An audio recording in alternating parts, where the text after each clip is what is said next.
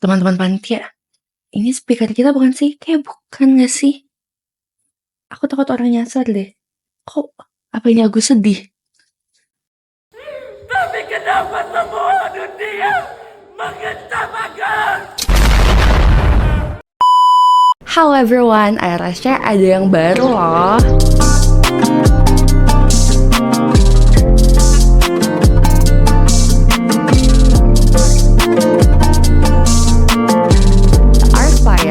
Rasya Inspiring Podcast. Nah, selamat datang teman-teman semua di Arspire perdana kita kali ini. Nah, kali ini bersama aku, Thalita Aptafatihah dari Bioteknologi 2023. Dan pastinya aku nggak sendirian nih teman-teman. Aku bersama speaker kita yang paling keren dan mungkin teman-teman di lingkup FTP ini udah pada tahu semua. Kira-kira siapa? Pasti teman-teman udah penasaran nih gitu. Jadi langsung saja kita sambut speaker kita yang sangat luar biasa, Kak Alvin Bowenwijaya dari Bioteknologi 2021. Selamat pagi Kak Bowen, gimana nih kabarnya? Halo, pagi Apta. Kabarnya baik sih, baik. Tapi pilek dikit hari ini.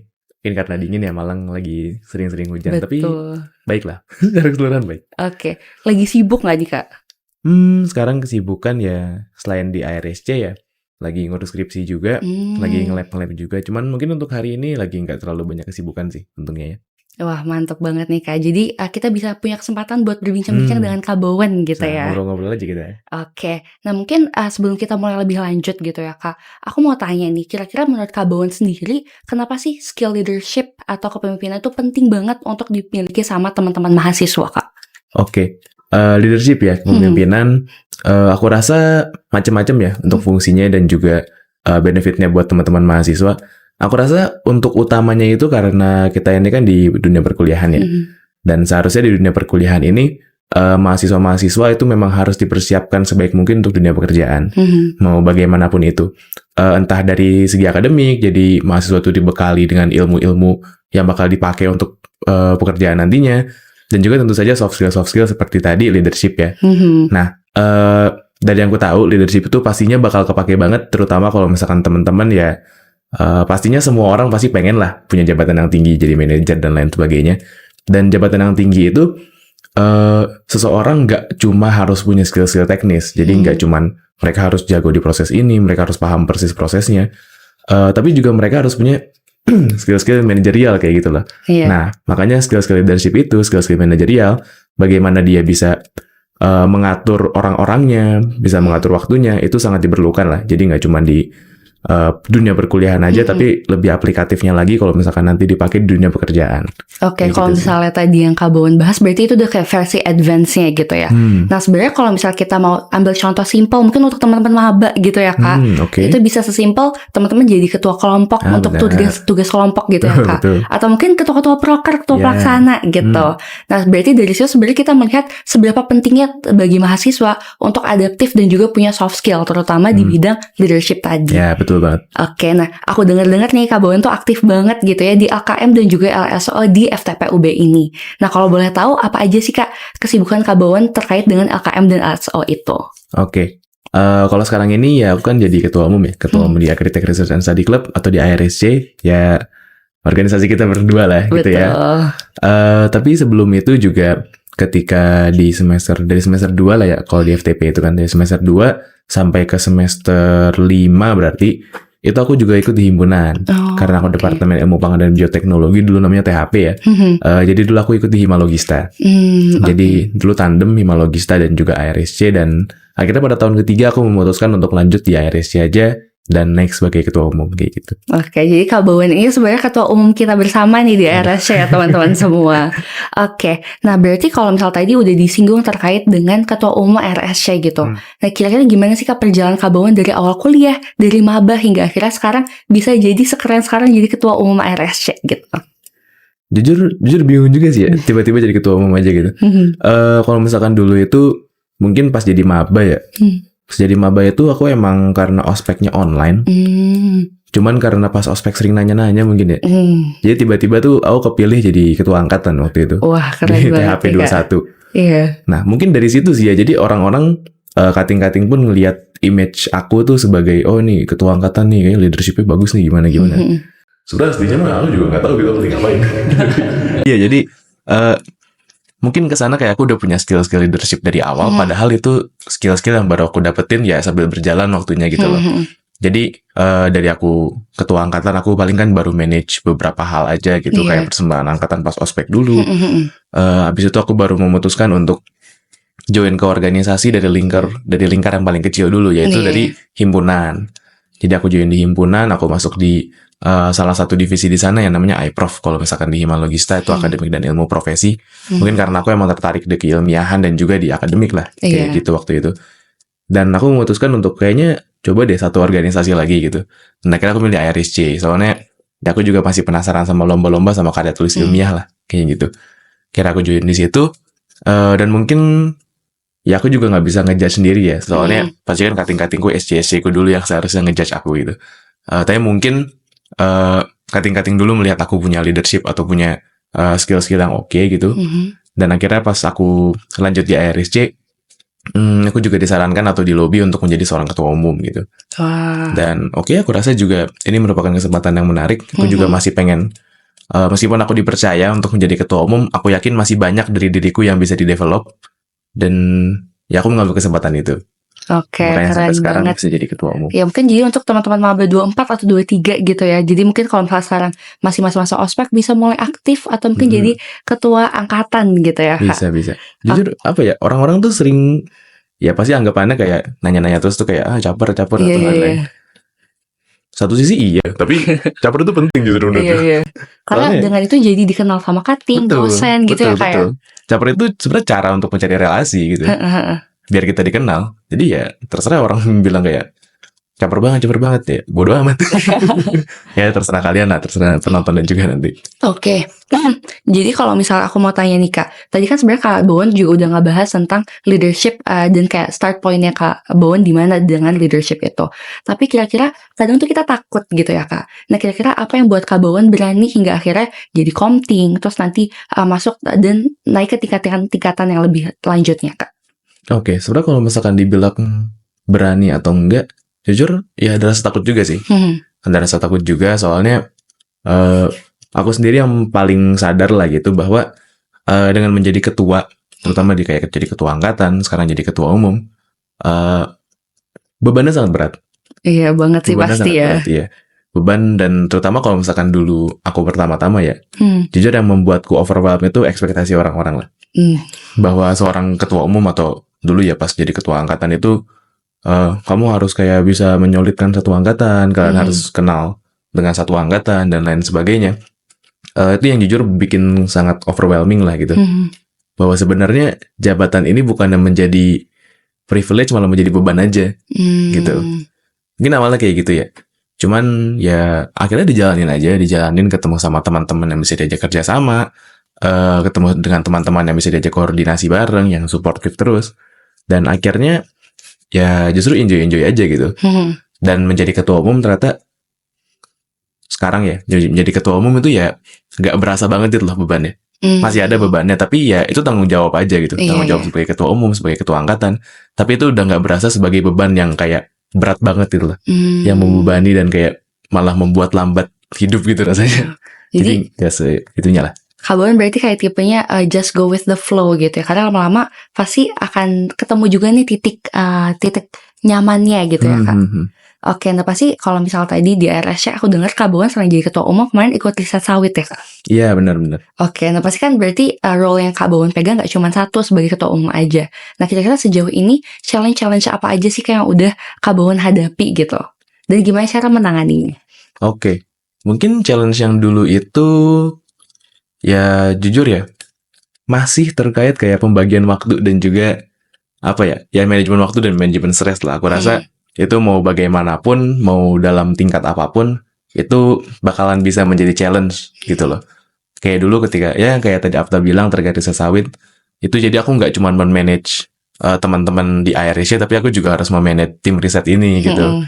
Ini risetnya mau dibawa kemana, arahnya mau bagaimana, ini kalau misalkan ada kesalahan kita harus koordinasi dengan siapa. Dan jujur itu cukup sulit gitu loh. Tapi untungnya kalau di riset itu ya, di riset sawit itu itu kan juga aku nggak sendiri. Meskipun aku dan tim yang seharusnya itu nggak bisa full kerja, jadi cuman memang aku yang di lab gitu, keadaannya aku di lab. Yang lain itu koordinasi dari sana, dari luar gitu.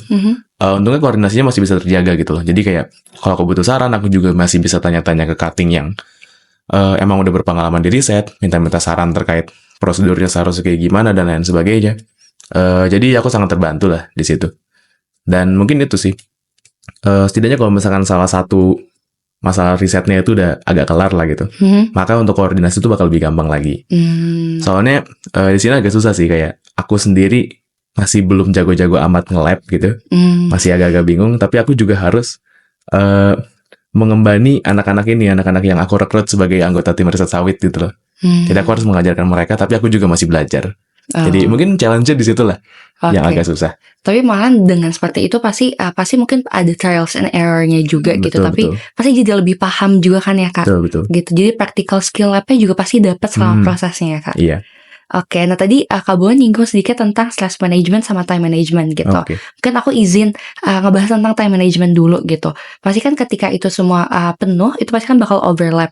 Nah kira-kira gimana cara Kak Bowen untuk nentuin skala prioritas lagi gitu. Karena ketika kita terlalu sibuk, kadang kita kayak bingung, ini mau kuliah dulu, apa organisasi A dulu, apa B dulu, atau gimana Kak? Oke. Untungnya kalau misalkan dulu aku pas semester 6 ya, pas awal-awal jadi ketua umum itu, untuk mata kuliah yang gue ambil buat urusan akademik lah, itu nggak terlalu banyak. Jadi aku cuma maksimalin di beberapa kelas aja, terus sisanya lagi itu aku ambil salah satu program MBKM lah, jadi kelasnya online gitu. Dan kelas online itu aku emang sengaja ngambil yang tentatif, jadi nggak harus tatap muka, aku bisa ngambil kelas itu kapan aja gitu. Kalau aku ada free time di malam-malam, aku bisa belajar di kelasnya. Jadi memberikan fleksibilitas itu menurutku sangat enak lah. Soalnya jadi longgar-longgar kalau misalkan ada rapat atau ada apa, gampang lah ngaturnya. Mungkin aku sangat terbantu karena itu juga sih ya. Jadi selagi menjadi ketua umum ini, dengan banyaknya tupoksi untuk di masing-masing program kerja, apalagi program kerja IRSC yang banyak banget ya. Betul. Mengurangi beban secara akademik itu sangat membantu. Mungkin di situ. Jadi aku tuh kalau misalkan ke kampus, karena kemarin juga lagi riset sawit ya, justru malah lebih banyak ke lab gitu loh, dibandingkan dengan ke kelas. Dan enaknya itu juga, lab itu meskipun kadang-kadang harus mengharuskan kayak jam segini harus nge-lab, tapi kadang-kadang itu atau kebanyakan juga itu bisa dibikin fleksibel juga, kayak gitu. Jadi ya wes, kalau misalkan besok aku emang ada kelas atau nggak, memang harus ada koordinasi apa, ya aku nggak nge-lab dulu, aku nge-labnya di jam setelahnya kayak gitu. Jadi mungkin pengaturan kecil seperti itu sih yang, atau bahkan planning dari awal bahwa ini aku yakin aku bakal sibuk, jadi sebaiknya aku ngambil hal-hal yang memberikan aku fleksibilitas. Kayak gitu, itu sangat terbantu sih. Oke, jadi sebenarnya lebih ke menggunakan resource yang ada dan kesempatan. Kayak misal tadi Kak Bowen tahu nih bakalan sibuk di terms of organization gitu. Jadi Kak Bowen coba untuk cari kesempatan untuk perkuliahannya gitu. Tapi jadi nggak ketinggalan dan organisasi juga jalan gitu ya Kak.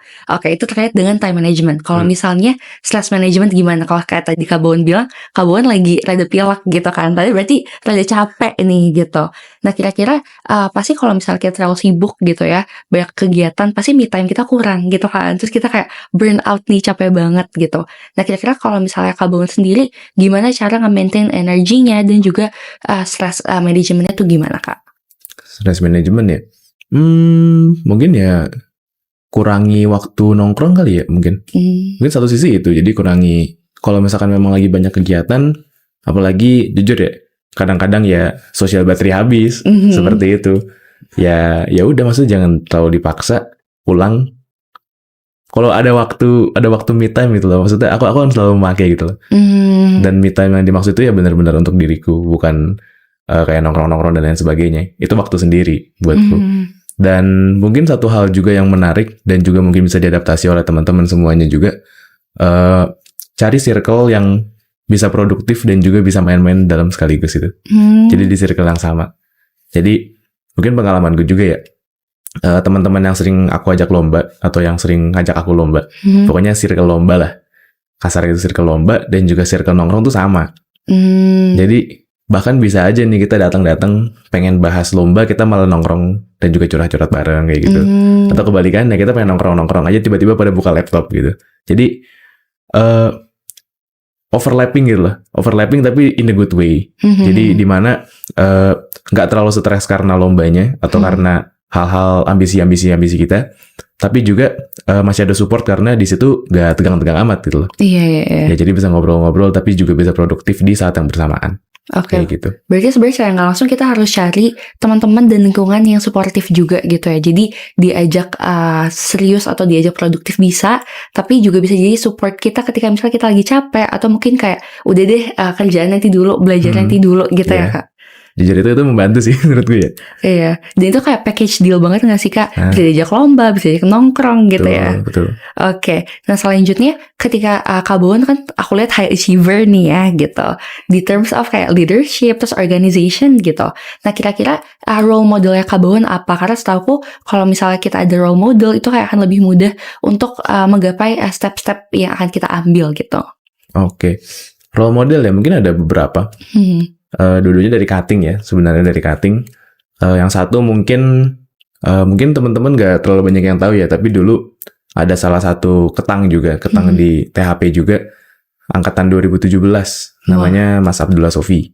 Oke. Beliau itu dulu sempat menjadi presbem juga, seingatku 3 tahun lalu ya, pas angkatan tahun 2020-2021 seingatku, jadi presbem.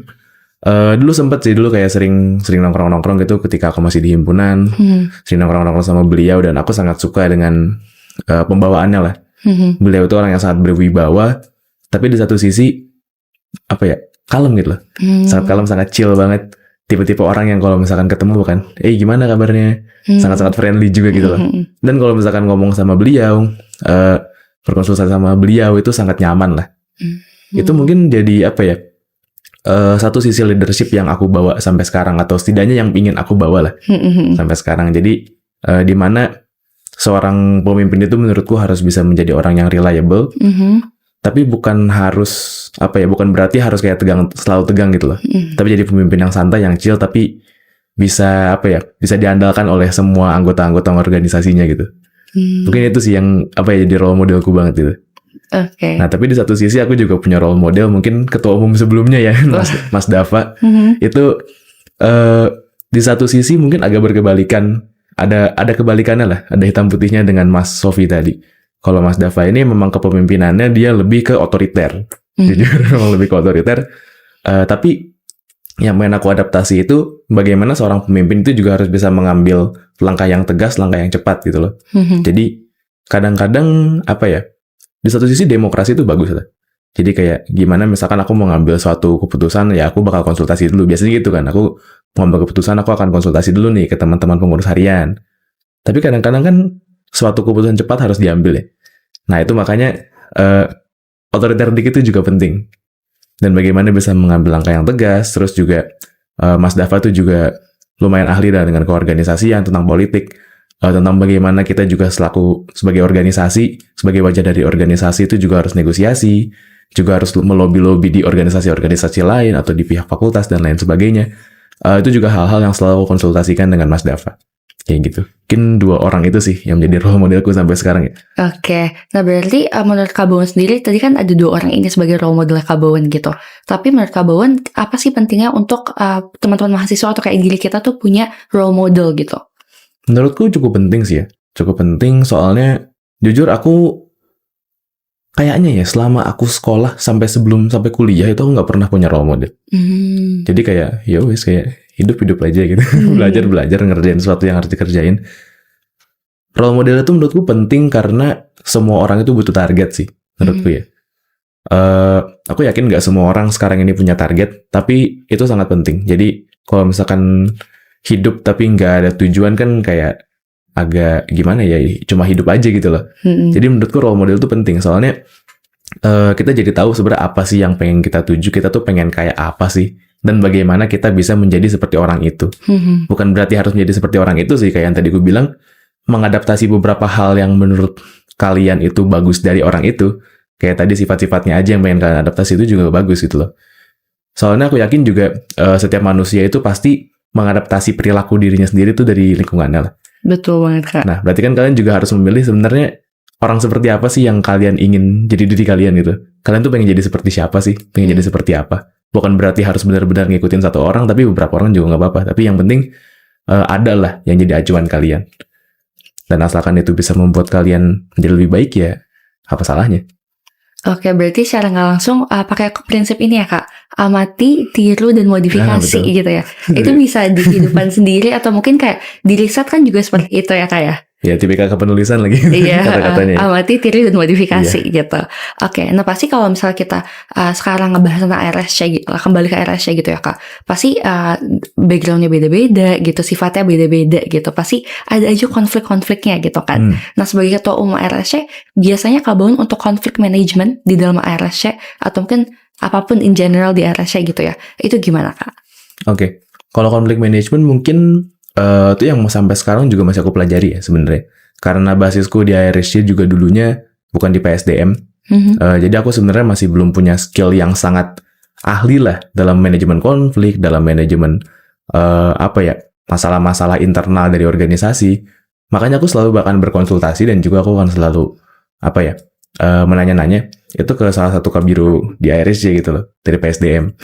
Soalnya memang ya alasan kenapa kabiro dan juga wakil ketua bironya ini terpilih karena aku rasa mereka juga sangat paham dan juga sangat ahli di bidangnya, terutama dalam manajemen konflik di RSC di internalnya. Nah, jadi di sini juga akan ada desentralisasi hak-hak dan juga kewajiban. Jadi nggak semuanya akan dipegang oleh ketua umum, jadi nggak cuma dari aku gitu, tapi akan difokuskan dari biro PSDM-nya dulu. Nah, tapi kalau misalkan ini suatu yang cukup urgent atau cukup bermasalah, di mana dari PSDM itu tidak mampu untuk mengatur permasalahan tersebut, baru nanti dari aku yang harus turun tangan. Tapi biasanya kalau misalkan seperti itu, dari yang sudah terjadi ya, itu biasanya masih masalah-masalah perseorangan lah. Jadi bukan karena satu golongan dengan golongan lain, tapi dikarenakan oleh permasalahan satu atau dua orang, kayak gitu. Dan biasanya ya udah kita coba ajak ngobrol dulu. Emang masalahnya kenapa sih? Kenapa ada masalah gini? Kita cari tahu dulu akar permasalahannya seperti apa, dan sekiranya apa yang bisa kita lakukan. Dan bahkan kadang-kadang permasalahan seperti itu bukan dikarenakan ada masalah yang harus dipecahkan gitu loh. Kadang-kadang mereka butuh koordinasi dan juga butuh komunikasi aja. Jadi setelah ngobrol gitu, nggak selalu kita harus melakukan sesuatu yang lain gitu loh. Kita cuma perlu ngasih saran gimana, dan pada akhirnya konflik itu memecahkan masalahnya sendiri. Kalau misalkan dari beberapa pengalaman yang aku lihat sih seperti itu ya. Oke, berarti sebenarnya kalau misalnya ada konflik-konflik itu balik lagi ke dasarnya itu komunikasi gitu ya Kak? Menurutku gitu sih. Oke, nah sebenarnya nggak sadar kita udah berbincang banyak banget gitu ya dari awal tadi Kak Bawan ngebahas tentang kehidupan pertama di kuliah sampai tadi akhir kita ngebahas tentang konflik gitu. Nah kira-kira Kak ada nggak sih Kak tips and trick dari Kak Bawan untuk teman-teman gimana cara meningkatkan skill leadership atau kepemimpinannya? Oke, kalau misalkan untuk leadership dan kepemimpinan, aku rasa teman-teman tuh harus berani. Sebenarnya nggak harus kayak langsung satset dan gimana. Yang penting mencoba dulu aja sih ya. Yang penting teman-teman tuh mencoba dulu, cobalah mengajukan diri atau berani untuk menjadi ketua di satu proker lah misalkan. Jadi ketua pelaksana di satu proker, atau mungkin nanti menjadi suatu ketua divisi di organisasi mana, atau bahkan menjadi seorang inisiator aja ketika teman-teman ada tugas kelompok. Itu juga sebenarnya merupakan satu contoh dari bentuk leadership seperti yang tadi Apta bilang ya. Sebenarnya yang penting itu teman-teman satu tadi ya punya sifat sebagai inisiator, punya inisiatif untuk melakukan sesuatu, dan dua teman-teman itu punya skill manajerial. Itu yang menurutku penting banget dan harus teman-teman bisa develop. Dan dari hal-hal kecil gitu, kayak dari kelas dulu atau dari organisasi, itu menurutku bakal sangat membantu lah. Jadi mulai dari hal-hal kecil nanti lama-lama menjadi hal yang besar. Terus apalagi ya untuk kepemimpinan ya? Ya itu sih mungkin ya. Kalau misalkan mau dicoba-coba dulu, menurutku semua orang setidaknya harus pernah nyoba lah. Jadi jangan cuma pasif aja, jangan cuma nunggu disuruh aja, tapi juga mulailah kalian yang setidaknya menanyakan gitu loh, ini gimana guys, ini gimana. Jadi hal kecil seperti itu sih menurutku. Oke, nah mungkin untuk teman-teman semua yang pendengar nih bisa mulai diaplikasikan yang tadi tips and tricks dari Kak Bawan gitu. Karena pada dasarnya kita semua pasti harus berani untuk coba dulu gitu. Nggak ada orang yang langsung lahir langsung jadi jago atau expert gitu ya Kak. Pasti ada mungkin gagalnya, trials and errornya gitu. Jadi untuk teman-teman jangan takut untuk coba gitu. Karena untuk menjadi pemimpin yang baik itu pasti ada langkah-langkah juga nih yang harus dilewati sama teman-teman semua. Wah, closing statement mantep banget nih Kak gitu. Oke, nah gak kerasa teman-teman semua kita sudah berada di akhir podcast perdana kita di Arspire gitu. Pertama-tama aku mau ngucapin terima kasih banyak kepada Kak Bawan yang sudah meluangkan waktunya untuk sharing-sharing sama aku dan juga teman-teman penonton dan pendengar sekalian gitu.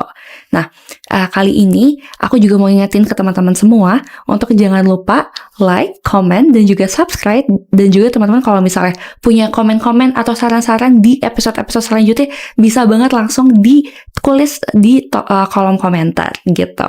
Oke, aku Thalita Aptafatihah selaku peneman dari Kak Bawan di kali ini pamit undur diri dan terima kasih banyak semuanya. Terima kasih banyak juga Kak Bawan. Terima kasih banyak. Oke, bye semuanya. Terima kasih banyak Sobat Aspire. Dadah. Selamat sampai jumpa lagi.